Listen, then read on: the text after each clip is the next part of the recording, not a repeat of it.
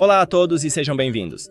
Neste vídeo, vou mostrar como ativar o Buzz Boost nos seus fones de ouvido JBL Quantum 360X.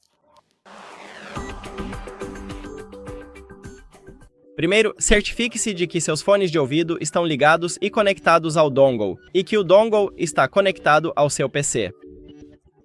Agora clique no aplicativo e também clique no seu headset aqui.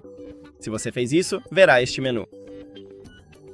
Agora, bem aqui temos o equalizador e aqui eu tenho um preset flat, que é o padrão. Então clique nele, talvez você encontre outro. Clique nele.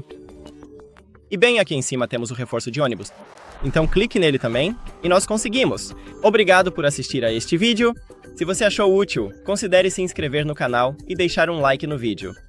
Isso é muito importante para nós. Até mais!